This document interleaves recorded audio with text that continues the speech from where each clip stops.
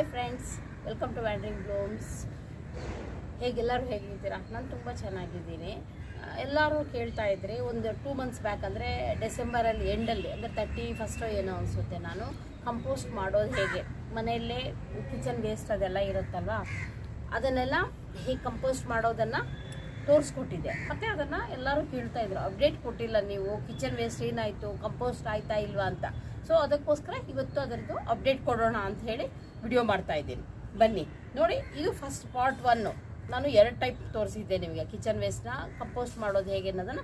ಇದು ಪಾರ್ಟ್ 1, ಇದೊಂದು ಪಾರ್ಟ್ 2 ಮಾಡಿದ್ದು ನೋಡಿ. ಇದು ಹೀಗೆ ಇದೆ. ಇದರಲ್ಲಿ ನೋಡಿ, ನಾನು ದಿನ ನೀರು ಹಾಕ್ತಾ ಇದ್ರೆ ಅದರದ್ದು ಇದು ನೀರು ಬಂದಿರುತ್ತೆ. ಇದು ವರ್ಮಿ ವಾಶ್ ಅಂತಾರೆ ಅಥವಾ ಕಂಪೋಸ್ಟ್ ವಾಟರ್ ಅಂತ ಹೇಳ್ತಾರೆ. ಇದು ಕೂಡ ಗಿಡಗಳಿಗೆ ತುಂಬ ಒಳ್ಳೆಯದು, ಆಯಿತಾ. ಇದನ್ನು ಡೈಲ್ಯೂಟ್ ಮಾಡಿ, ತುಂಬ ಡೈಲ್ಯೂಟ್ ಮಾಡಿ ಗಿಡಗಳಿಗೆ ಆವಾಗ ಕೊಡ್ತಾ ಇರ್ತೀನಿ, ಒಂದು ವಾರಕ್ಕೊಂದ್ಸಲಿ 10 ದಿನಕ್ಕೊಂದ್ಸಲಿ. ಇವಾಗ ಅಷ್ಟು ಉಳಿದಿದೆ. ಮತ್ತು ಇದರಲ್ಲಿ ನಾನು ಏನು ಮಾಡಿದೆ ಅಂದರೆ, ಕಂಪೋಸ್ಟ್ ಮೇಲೆ ಸ್ವಲ್ಪ ಬೇರೆ ಬಟ್ಟೆ ಕಟ್ಟಿದ್ದೆ, ಮತ್ತು ಅದಾದಮೇಲೆ ತೆಗೆದುಬಿಟ್ಟು ಸ್ವಲ್ಪ ಬೇರೆ ಎಲೆಗಳು, ಒಣಗಿರೋ ಎಲೆ ಎಲ್ಲ ಹಾಕಿಟ್ಟಿದ್ದೀನಿ ನೋಡಿ. ಈಗ ತೆಗೆದು ತೋರಿಸ್ತೀನಿ ನೋಡಿ ಏನಾಗಿದೆ ಅನ್ನೋದನ್ನು ತೋರಿಸ್ತೀನಿ ನೋಡಿ.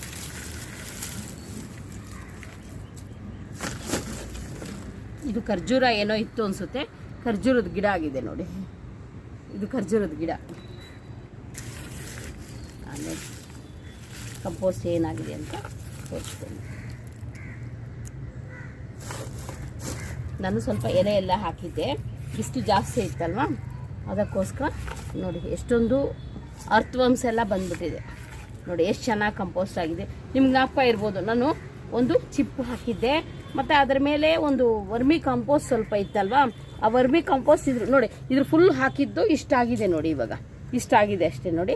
ನಾನು ವರ್ಮಿ ಕಾಂಪೋಸ್ಟ್ ಇತ್ತಲ್ಲ, ಒಂದಷ್ಟು ವರ್ಮಿ ಕಾಂಪೋಸ್ಟ್ ಇದಕ್ಕೆ ಹಾಕಿದ್ದೆ. ಸೊ ವರ್ಮಿ ಕಾಂಪೋಸ್ಟ್ ಆಗಿರೋದ್ರಿಂದ ವರ್ಮ್ಸ್ ಎಲ್ಲ ಬಂದಿದೆ, ಇದರಲ್ಲಿ ಬಂದಿದೆ ನೋಡಿ. ಎಷ್ಟು ಚೆನ್ನಾಗಾಗಿದೆ.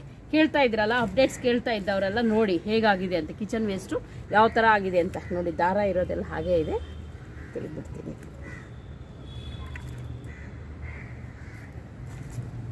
ನಾನು ಇದಕ್ಕೆ ಹಾಕ್ತೀನಿ ನೋಡಿ. ಇವಾಗ ಎಷ್ಟು ಚೆನ್ನಾಗಾಗಿದೆ ನೋಡಿ. ಇದು ನೀರನ್ನ ನಾನು ಉಪಯೋಗಿಸ್ಕೊತೀನಿ. ಮತ್ತು ನಿಮ್ಗೆ ಹೇಳಿದ್ದೆ, ಇದು ಏರಿಯೇಷನ್ನು ಇದಕ್ಕೋಸ್ಕರನೂ ಒಂದು ಚಿಪ್ ಇಟ್ಟಿರ್ತೀನಿ ಅಂತ ನೋಡಿ. ಇದರಲ್ಲೂ ವರ್ಮ್ಸ್ ಬಂದಿದೆ ನೋಡಿ, ವರ್ಮ್ಸ್ ಎಲ್ಲ ಬಂದಿದೆ, ಇದರಲ್ಲಿ ಅರ್ಥವಂಶ ಬಂದಿದೆ. ಎಷ್ಟು ಚೆನ್ನಾಗಾಗಿದೆ ನೋಡಿ. ಕಂಪೋಸ್ಟು ಫುಲ್ ಮಣ್ಣು ಥರ ನೀವು ನೋಡಿದ್ರಿ ಅಂತ. ಅರ್ಥವಂಶ ತುಂಬ ಬಂದ್ಬಿಟ್ಟಿದೆ. ನಾನು ಇಟ್ಟಿದ್ನಲ್ಲ, ಅಲ್ಲಿ ಮಣ್ಣಿತ್ತು, ಮಣ್ಣು ಹತ್ರ ಇಟ್ಟಿದ್ದೆ, ಅದು ಬಂದು ಸೇರಿಕೊಂಡಿದೆ ಎಲ್ಲ. ಅರ್ಥವಂಶ ಬಂದು ಸೇರಿಕೊಂಡಿರ್ಬೇಕು ನೋಡಿ. ಎಷ್ಟೊಂದು ಅರ್ಥವಂಶ ಇದೆ.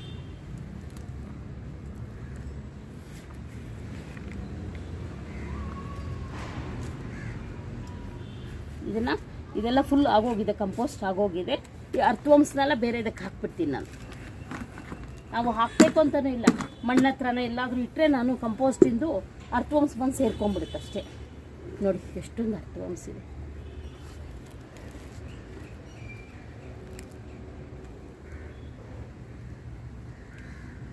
ಇದು ಸ್ವಲ್ಪ ಇದ್ರ ಥರ ಇರುತ್ತಲ್ಲ, ಗಟ್ಟಿ ಇರುತ್ತಲ್ಲ, ಇದು ನಿಧಾನ ಆಗುತ್ತೆ. ಕಂಪೋಸ್ಟ್ ಆಗೋದು ತುಂಬ ನಿಧಾನ ಆಗುತ್ತೆ. ಅದು ಆಗುತ್ತೆ, ನಿಧಾನ ಆಗುತ್ತೆ ಅಷ್ಟೇ.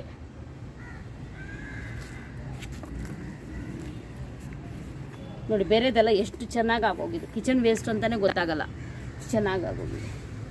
ಎಷ್ಟೊಂದು ವರ್ಮ್ಸ್ ಬಂದು ಸೇರ್ಕೊಂಡ್ಬಿಟ್ಟಿವೆ ಇದರಲ್ಲಿ.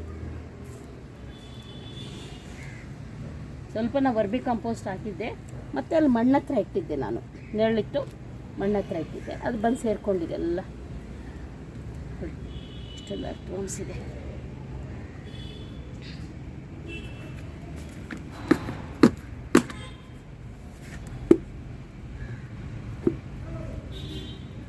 ನಾವು ಪಾಟ್ ಕೆಳಗಡೆ ಇದು ಹಾಕಿದ್ದೆ.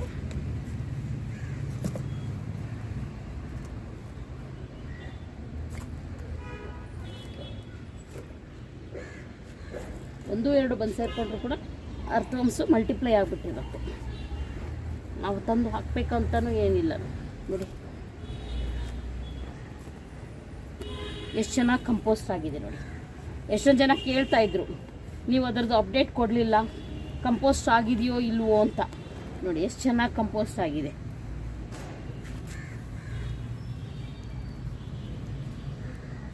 ಇದು ಬ್ಲ್ಯಾಕ್ ಗೋಲ್ಡ್, ಇದೆಲ್ಲ ಬ್ಲ್ಯಾಕ್ ಗೋಲ್ಡು. ಅರ್ಥವಂಶ ಇರೋದ್ರಿಂದ ಇನ್ನೂ ಚೆನ್ನಾಗಿರುತ್ತೆ, ತುಂಬ ನ್ಯೂಟ್ರಿಯೆಂಟ್ಸ್ ಇರುತ್ತೆ ಇದು.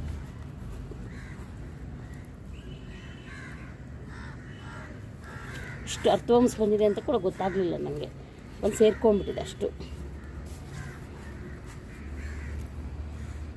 ಇದೆಲ್ಲ ಕೆಳಗಡೆ ಹೊಟ್ಟೋಗುತ್ತೆ. ನಾನು ಇದು ಆರಾಮಾಗಿ ಇವಾಗೆಲ್ಲ ಗಿಡಕ್ಕೂ ಉಪಯೋಗಿಸ್ಕೋಬೋದು. ಹೊಸ ಪಾಟ್ ಹಾಕ್ತಾಯಿದ್ರೆ ಹೊಸ ಪಾಟಲ್ಲಿ ಹಾಕ್ಕೋಬೋದು.